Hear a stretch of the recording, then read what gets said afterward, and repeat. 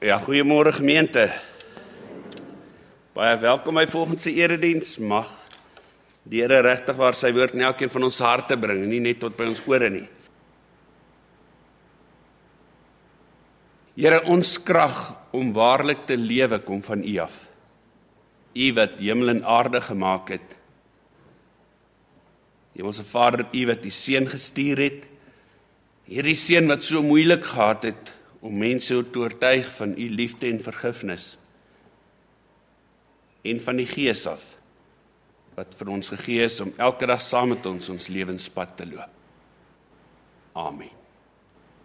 Broers en susters, as dit is waar jou krag vandaan kom, as jy dit volgende kan bely, dan sê die Here, ek moet vir jou sê, genade en vrede van God ons Vader, die Heerser oor lewe en dood, en genade en vrede van Christus wat uit die dood opgewek is, die eersteling van die wat gesterf het, en genade en vrede van die Heilige Gees, ons Here en lewendmaker. Broers en susters, vandag is die derde Sondag van Advent, die Sondag van vreugde. Ons steek vandag die derde kers, die pienke aan, om ons daaraan te herinner dat Christus reeds gekom het, en dat hy eendag weer sal kom, sodat ons almal 'n vol en oorvloedige lewe kan hê. Ons dank God vir die hoop wat ons van hom ontvang, vir die vrede wat hy skenk, en vir die vreugde wat hy in ons harte uitstort. En daarom maak ons volgende die pinkkers ook brand. Volgende week sal ons die kers van liefde aan die brand steek, en dan kersoggend die witte, om te sê, Christus het gekom. Kom ons sit net so, dan bid ons saam. O God van vreugde, Immanuel, God met ons bid dat U lig in hierdie dae in ons harte sal laat skyn. Help ons om gereed te wees vir die dag wanneer Christus finaal verskyn. Rig ons harte en ons gedagtes op die dinge wat U reeds gedoen het, en op dit wat U beloof het om nog te doen, sodat ons vreugde kan vind in U en U beloftes. Leef in ons en help ons om in U te lewe. Vernuwe ons deur die krag van die Gees, sodat ons aanbidding, ons feesviering en ons voorbereiding vir U welgevallig sal wees, nou en vir ewig. Amen.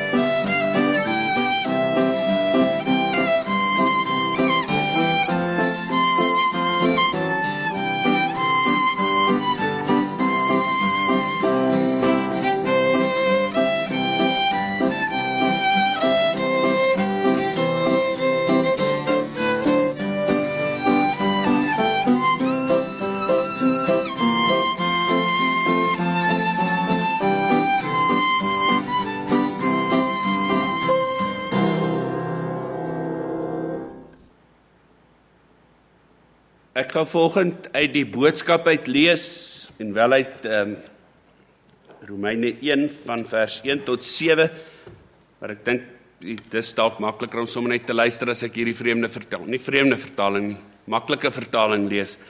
Maar voordat ons hand aan die woord van die Here waag, kom ons vra dat hy saam met ons hierdie waagstuk sal aanpak, dat sy Gees ons sal lei terwyl ons dit doen. Ons sit net so, dan bid ons saam.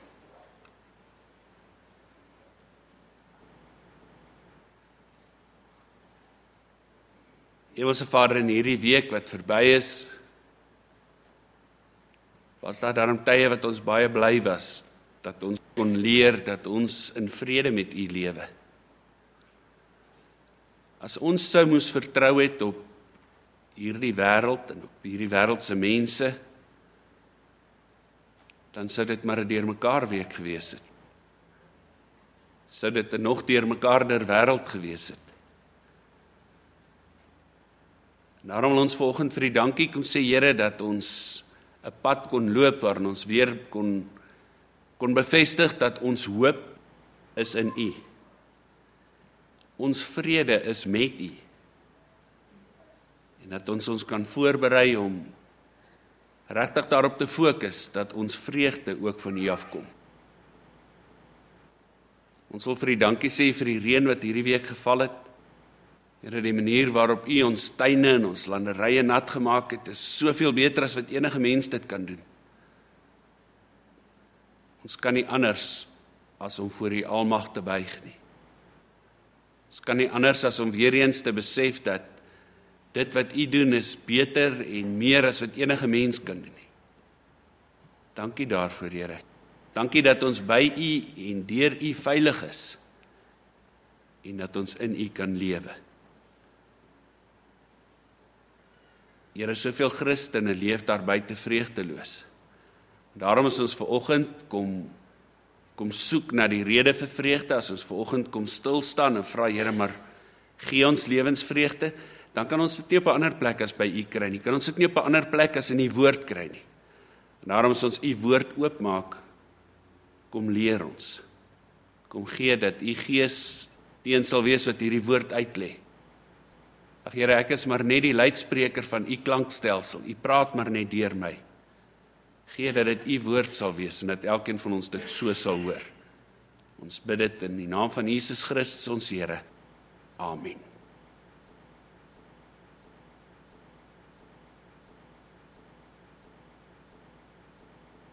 Ek het reeds so ruk terug toe ek gepreek het uit Romeine uit gesê, die sentrale tema is dat Jesus Christus het vir ons ten volle betaal. Broers en susters, ek dink dis iets wat ons as Christene so baie keer mis. Is hierdie woordjie ten volle, hierdie geweldige belangrike gedeelte in hierdie tema van Romeine of in die tema van God se hart. Is dat wanneer Christus gekom het, of toe hy gekom het, het hy gekom om ten volle te betaal. 'n Christus plus teologie is 'n valse teologie. Enige teologie wat verkondig Jesus Christus verlos jou maar, is doodgewoon. Sodra daai maar daarby kom, is dit nie waar nie. Kom ons luister wat skryf Paulus hier in die aanhef van die brief. Hy sê van Paulus, ek dien Christus Jesus, hy het my aangestel as apostel. Dis my taak om God se goeie nuus oral bekend te maak. Hierdie goeie nuus is al lankal deur God se boodskappers in die Bybel neergeskryf. Dit handel oor God se seun Jesus Christus. Hy is ons Here. Hy kom uit die nageslag van Dawid. Toe Jesus na sy kruisiging uit die dood opgestaan het die Heilige Gees aan hom die heel belangrikste posisie in die hemel gegee. Hy is daar in die hemel triomfantlik as die seun van God aangewys. Daarom besit hy nou al die mag in die hemel en op die aarde. Jesus was baie goed vir my. Hy het my aangestel as sy apostel. Ek moet vir mense uit alle volke van hom vertel. Ek sê vir hulle om in hom te glo en om te doen wat hy sê. Julle tel onder die gelukkiges wat hierdie goeie nuus glo. Christus het julle ook geroep om in hom te glo. Ek skryf hierdie brief aan julle almal in Rome. God het julle baie lief. Hy het julle eenkant gesit vir homself, sodat julle hom voltyds kan dien. Die goedheid en vrede van God ons Vader en die Here Jesus Christus is by julle.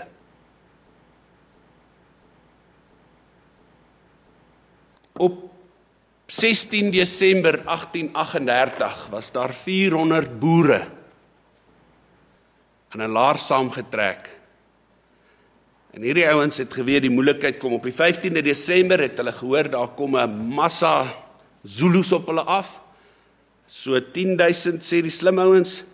En dan kom hierdie volk bymekaar en hulle sê, Here, ons wil aan U 'n gelofte maak. En dan sê hulle, hier staan ons voor die heilige God van hemel en aarde, om 'n gelofte aan hom te doen, dat as hy ons sal beskerm en ons vyand in ons hand sal gee, ons die dag en datum elke jaar as 'n dankdag soos 'n Sabbat sal deurbring, en dat ons 'n huis tot sy eer sal oprig, waar dit hom behaag, en dat ons ook aan ons kinders sal sê, dat hulle met ons daarin moet deel, tot nagedagtenis ook vir die opkomende geslagte, want die eer van sy naam sal verheerlik word deur die roem en die eer van oorwinning aan hom te gee. Hierdie 400 man of 400 mense het 'n laar getrek en het met die hulp van God hulle man gestaan. So 3000 Zulus is bevestig, het omgekom in hierdie slag en 3 van die boere is beseer. Geen van die boere is dood die dag nie. Ek dink nogal dat hier by die 17de Desember het hierdie volk vreugde beleef, hierdie groep mense. En gesê, maar ons kan so bly wees oor wat God in ons lewe gedoen het. Want jy sien, hierdie mense het voor die aardse dood gestaan. Hulle het die aardse dood in die gesig gestaar. Hulle het hierdie massa mense gehad wat op hulle afgestorm het met assegaaie en geraas en krygskrete. Maar God was aan hulle kant. En daarom as hulle terugkyk, dink ek nie dit was moeilik vir hulle om vreugde in hulle harte te hê nie. Want hulle het geweet dat hulle God lewe. Broers en susters, het ek en jy nog vreugde in ons harte omdat ons God lewe? Is hierdie God van die voortrekkers, hierdie God wat ons op Versoendag dan nou, of Dingansdag, of Geloftedag, of net wat hierdie dag sou wil noem, glo jy dit hierdie God regtig lewe en regtig aan jou kant is? Nie oor jy so oulik is nie, maar omdat sy seun gekom het om jou en my te verlos. Hoekom lyk dit of die wêreld so moeilik vreugde vind in God? Paulus skryf in hierdie gedeelte, dan sê hy, man, my taak is om God se nuus bekend te maak, en ek doen dit met groot vreugde, want Jesus was baie goed vir my. Paulus beleef dit. Paulus leef met vreugde. In die brief aan die Filippense sê hy vir hulle, wees altyd deurbly. Ek herhaal, wees bly. Of verbly julle altyd in die Here, ek herhaal, verbly julle. Hoekom is dit moontlik vir Paulus, hoekom was dit moontlik vir hierdie mense, en hoekom sien ons dit nie in ons lewe nie? Hoekom is daar so min vreugde onder die kinders van God te bespeer? Ek sal julle sê, wat dink ek? En hierdie staan nou nie in die Bybel nie, hierdie sê ek nou maar sommer self. Maar ek is oortuig daarvan dat ek dit kan sê, omdat God dit vir my wys.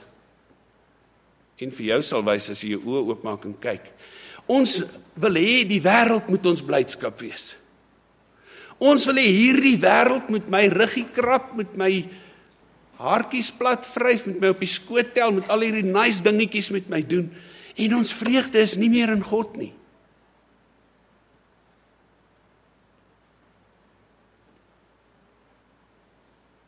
Ek wil nou sê, sal enigiemand wat hierdie week wat verby is, nie gekla het nie, net opstaan. Maar nou staan ek reeds en lyk dit asof ek in die klas val en ek kan nie nou hier so plat val en gaan sit nie, dan kan julle my nie meer sien nie, so ek kan nie vra staan op nie, want ek het ook gekla. Want dis ons manier. Ons vreugde kom nie meer van God af nie. Paulus sê, julle ouens, julle is die gelukkige mense. Julle is die gelukkiges want julle weet van Christus. Julle is die gelukkiges want dis vir julle wat Christus gebore is. Julle is die gelukkiges want God het julle baie lief. En weet julle wat maak ons daarmee? Ons sit in die kerk en ons sê, dis waar, ek is op my heel blyste. Ek geniet God se liefde vir my gate uit. Ons is gevrek. Ons leef nie in die vreugde wat God vir ons gee nie. Ons is nie meer bly omdat ek aan God behoort nie. Ons is nie meer bly omdat hierdie God sy seun gestuur het sodat ek mag lewe nie. Ons het al ewig 'n las om te dra. En dit terwyl Jesus Christus 'n kruis gedra het waarin my laste vasgehaak was. Hy het dit gedra. Broers en susters, wanneer laas het jy God se liefde vir jou gevier? Op watter manier ook al, dis sekerlik nie die heel belangrikste nie. Hoor my mooi, wanneer laas het jy God se liefde vir jou gevier? Wanneer laas was dit vir jou 'n fees, omdat God jou lief het?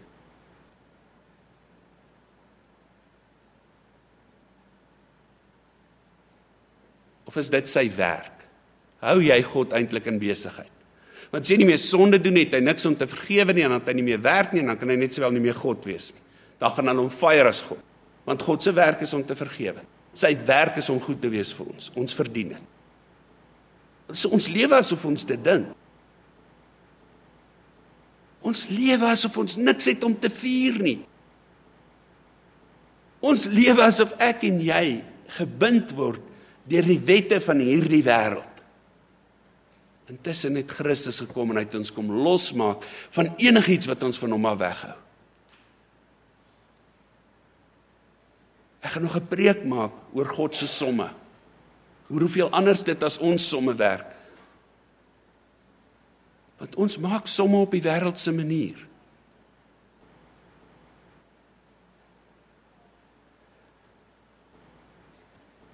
Ek wil jou uitdaag om in hierdie week wat voorlê, ons het nou hoop gekyk, ons het na vrede gekyk. Ek wil jou uitdaag om hierdie week vreugde vas te gryp. En ek wil jou uitdaag om elke dag te begin met 'n viering van God se vreugde, of van jou vreugde omdat jy aan God behoort. Ek wil jou 'n storie vertel. Nino Ricci, hy skryf The Book of Saints. En dan skryf hierdie, dis 'n leraar van 'n Italiaanse dorpie, dan vertel hy van sy dae onder andere in die teologiese kweekskool. En dan skryf hy, en of hy vertel hierdie storie, dan sê hy sy kamermaat, ou Dom Pietro, het die gewoonte gehad om elke oggend onder sy bed in te duik, en dan soek hy daarin. Toe op 'n stadium toe sê hy vir Pietro, toe sê hy, luister nou, wat maak jy? Wat se gekruiper is dit elke oggend? Toe sê nee, hy soek sy skoen. Sê, okay, jy soek jou skoen, dis dieselfde skoen wat jy gisterand voor jy in die bed geklim het, gevat het en onder die bed ingegooi. Ja, sê, dis dieselfde skoen. Hy sê, luister, hou, is jy bietjie af. Jy smy die ding daar in elke aand en dan elke oggend dan soek jy hom. Nee, sê hy, dis hoe hy dit doen. En hy Nino begin toe nou 'n bietjie vir Pietro dophou en hy sien, maar hierdie Pietro het 'n ander triek. Elke oggend as hy nou hier onder die bed in is en hy soek die skoen, as hy die skoen gekry, dan maak hy sy oë toe en hy preek hulle gebed en op 'n stadium toe sê hy vir hom, okay, luister goed, ek sien nou jy hou daarvan om jouself te straf. Jy gooi elke aand jou skoen onder die bed in en dan soek jy hom elke oggend en dan as jy hom kry, dan bid jy 'n bietjie en sê, hoekom? Hy sê, nie weet jy wat, elke aand as ek my skoene aangooi, dan weet ek môreoggend gaan ek hom moet uithaal. En as ek hom moet uithaal, as ek reeds op my knie is, dan gebruik ek sommer hierdie geleentheid en ek sê vir die Here, dankie vir alles wat hy vir my doen. Ek is reeds daar. En op hierdie manier begin nou Dom Pietro elke oggend deur sy gemeenskap met God te vier. Begin hy elke oggend deur te sê, Here, U is my vreugde. Here, ek kan nie anders as om dankie te sê vir wat ek het nie. En as hy niks anders gekry die dag nie, as hy dan op een van daai dae beleef waar hy dan sê, Here, dankie dat ek my skoen gekry het. Want ten minste kry hy sy skoen, al kry hy dan niks anders. Wat nooit waar is nie, die Here gee nooit net vir jou 'n skoen nie. Ek dink as ou Dom Pietro daar opstaan en hy het regtig waar voel op een van daai afdae, dan sê hy, dankie Here dat ek my skoen gekry het. En dankie Here dat ek 'n voet het om binne in hierdie skoen te sit. En dankie Here dat ek 'n bed gehad het om hierdie skoen onderin te gooi. En dankie Here dat ek in hierdie bed kon slaap. Want U het oor my wag gehou. Ek het heel opgestaan vanoggend, wel 'n bietjie knorrig, maar ek het. Here, dankie dat hierdie bed van my binne in 'n kamer is. Wat ek kan deel met hierdie arme ou perd wat nie verstaan hoekom ek skoene soek nie. En dankie Here dat ek in hierdie kamer mag bly, omdat ek besig is om met my teologiese studies my te laat oplei, om te kan sê, so sê die Here, want enige ou wat dit sommer net wil doen, oor hy iewers sy kop gekrap het en by 'n antwoord uitgekom het, is roekeloos met die ongelooflike wonderlike God wat ons aanbid in sy verhaal. Dis moeilikheid soek, en hulle sal dit kry. Kan jy sien, waar is hy al, sonder dat hy iets asemrowends gekry het, want hy het sy skoen gekry.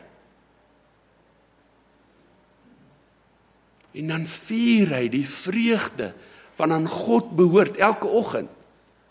Want kyk wat het God alles vir my gegee, nog voor hierdie dag begin het. Met my geluk, gooi die vrou haar skoen reg deur onder die bed, en dan het ek hom môreoggend optel en vir haar gee, en dan gaan sy in elk geval nie hierby uitkom nie. So miskien moet ons nie almal noodwendig presies dieselfde manier hê nie. Maar my broer en my suster, dink en die God wil hê, dat ek en jy hierdie vreugde wat hy vir ons in ons lewe gee, 'n bietjie moet vier nie. Ek en jy behoort aan hierdie volk, wat hierdie belofte afgelê het, 174 jaar, as my somme my nou so vinnig nie in steek laat nie. 174 jaar terug het God hierdie mense gered, en gesê, ek wil hê, ek het 'n plan met julle. Is dit nie rede vir vreugde nie? Ek en jy sit vanoggend hier. Okay, dit beteken seker ek en jy is nie op vakansie nie. Dis seker nou nie heeltemal rede vir vreugde nie. Maar ons is gister nie nodig om op die pad te wees iewers heen waar daar in elk geval 'n klomp ongelukke was. Dankie tog Here daarvoor.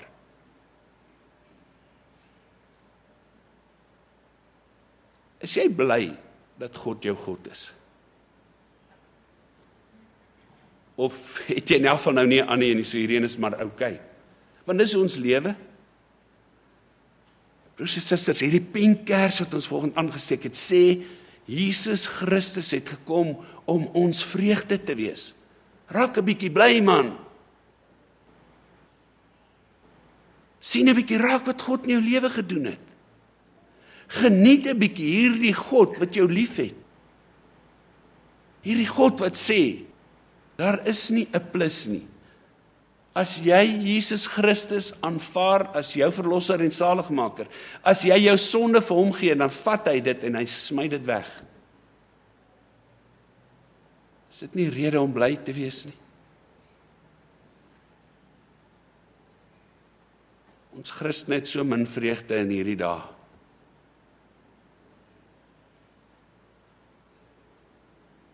En weet jy hoekom dalk? Die duiwel het vir ons kom vertel, dis dan 'n gewigtige saak hierdie Christendom, nê? En ons is baie vroom en sê, ja, duiwel, ja, dit is, nee, verseker, hierdie is gewigtig. En dan sê hy, maar onthou jy, gisterand, jy was 'n bietjie lekker los, nê? So los soos Testy Grace, daar op daai party, onthou jy? Jy was meneer beheer, ek meen, jy het voorgevat. Sê, ja, en sê, ek dink nie jy moet vanmôre kerk toe gaan nie, die Here gaan vir jou kyk, nê? En dan voel ons skuldig, nie oor ons robbies is, nie oor ons goeie mense is, oor ons respek het vir God, en dan voel ons so skuldig dat ons nie voor God gaan staan nie.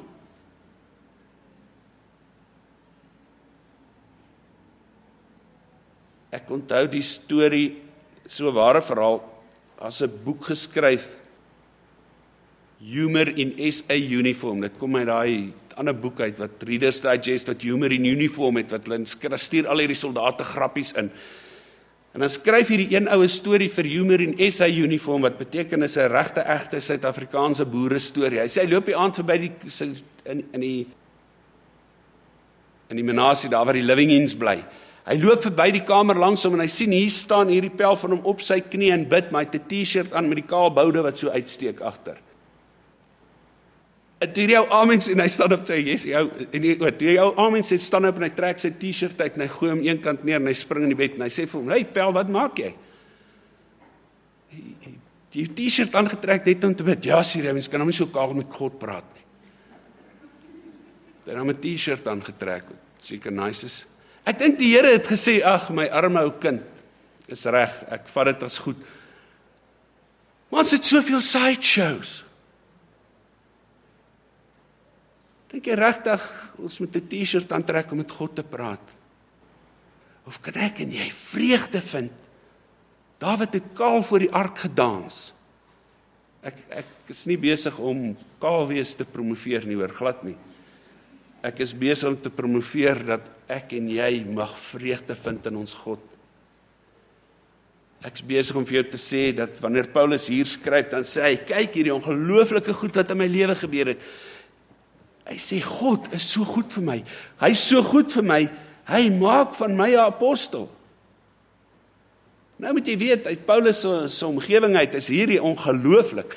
Die apostels was eintlik ouens gewees wat saam met Jesus op aarde beweeg het, wat hom goed geken het en wat deur hom geleer is. Ag, moet tog nie val vir hierdie storie dat mense of God mense nie laat leer nie.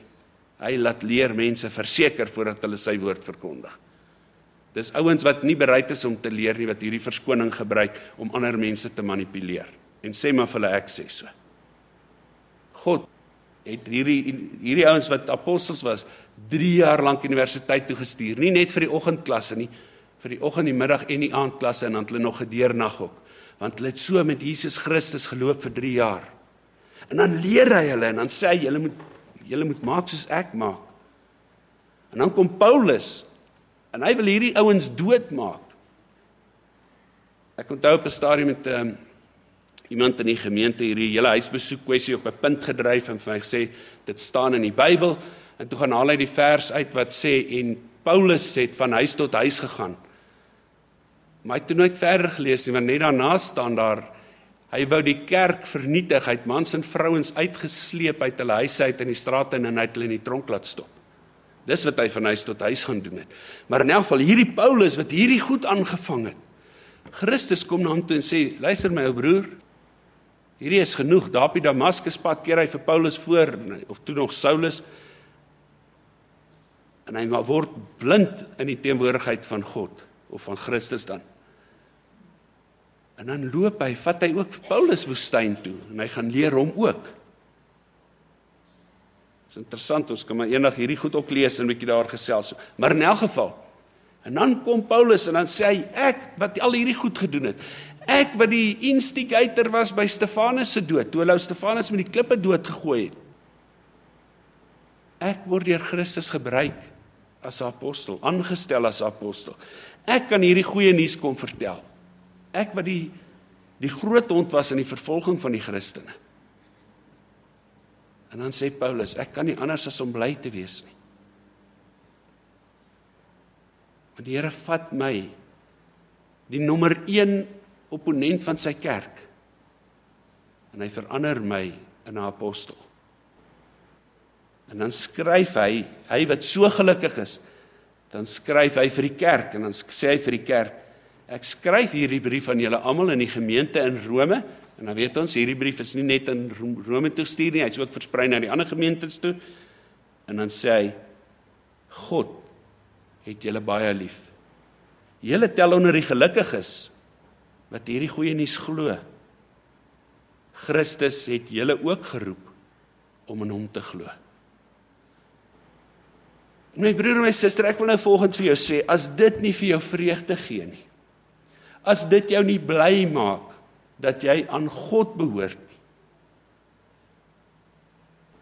dan is die kerk dalk nie regtig die klap waaraan jy behoort te behoort.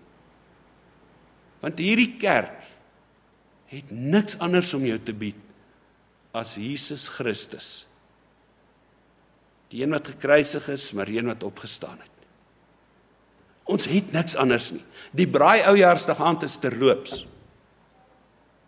Dis nie om jou van die kerk te laat hou nie, glad nie. Die kerk het net een ding om aan die wêreld te bied, en dis Jesus Christus. En as dit jou nie bly maak nie,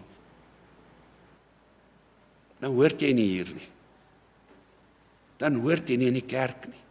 As die bruid nie bly is oor die bruidegom nie, moenie met die ou trou nie.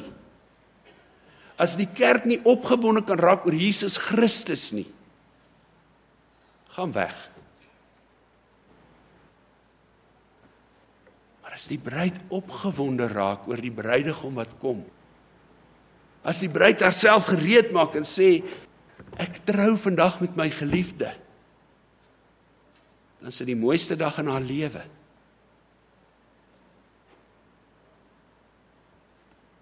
Kom ons leer weer om vreugde te vind in die bruidegom. Kom ons leer weer om hierdie vreugde te vier, om bietjie bly te wees. Want ons behoort aan die kerk. Ons is die gelukkiges wat hierdie goeie nuus glo, sê Paulus. Nee, sê die Here deur Paulus, want hierdie is ons die woord van God.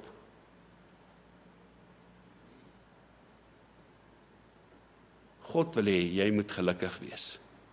God wil hê jy moet hoop hê, omdat jy weet jy glo in die oorwinnaar. God wil hê jy moet vrede hê met hom veral. En God wil hê jy moet vreugde hê. Jy moet bly wees. Ons is gemaak om te glimlag.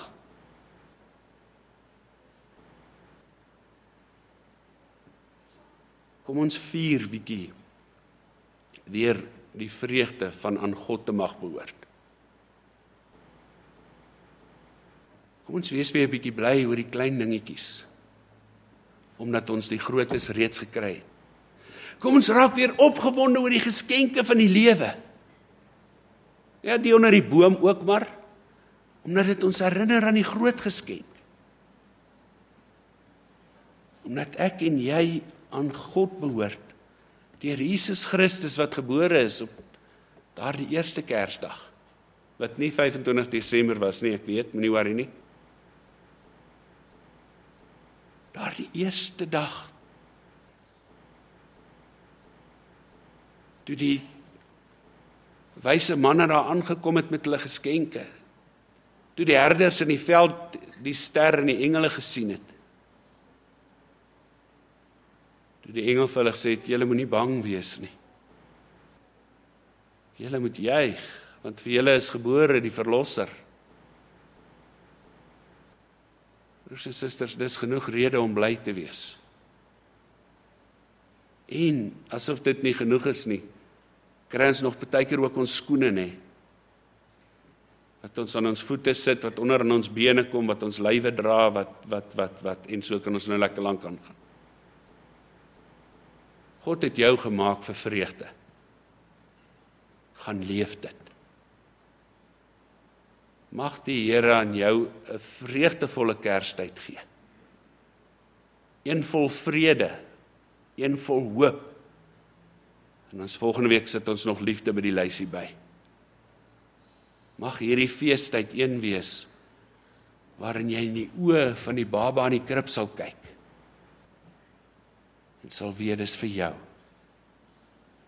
En mag God gee dat dit jou sal bly maak. Amen. Kom ons sit net saam, bid ons saam. Here, U het ons gemaak vir vreugde, om drake in hulle neste te vang, en om al huppelende blomme te pluk, en agter watervalle deur te loop. Ons is gebore om stories te vertel, en om ons daarom te lag met vriende, om rustig stroom af te dryf en te droom. U leer ons om die lewe van niets af aan te vat, om liefde en vreugde te ontvang, om kaalvoet deur die sonskyn daar te dans. Here, om bly te wees, omdat U ons God is. Dankie, Here, dat U ons God van vreugde is. Amen.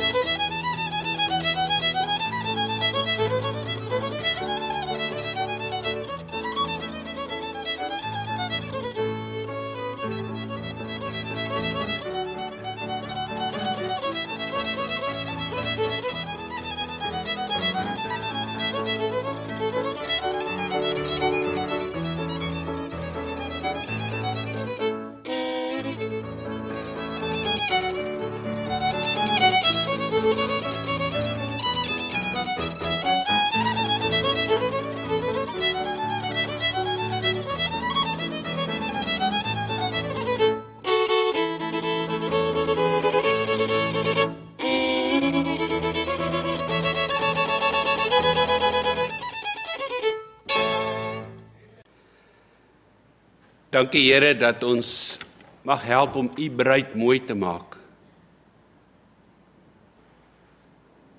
Dat ons deel mag wees van die bruid van Christus. En dat die bruilofsdag vir ons 'n fees gaan wees. En dat dit vir ons vreugde mag verskaf.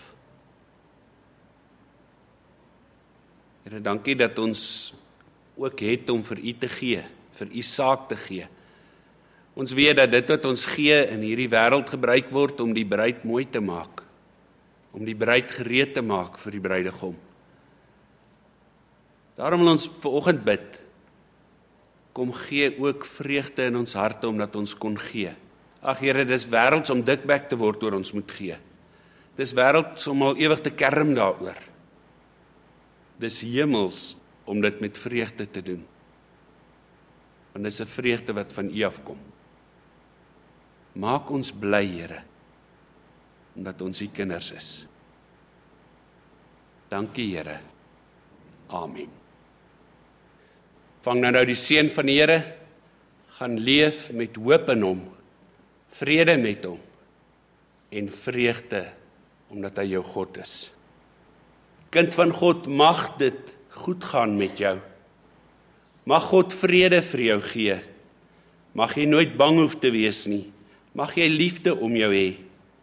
Mag jou hart vir almal oopgaan. Mag jou drome ver paaie streel. Mag jy leer om die wind onder jou vlerke met alle mense om jou te deel. En mag jy God se vreugde ervaar. Amen.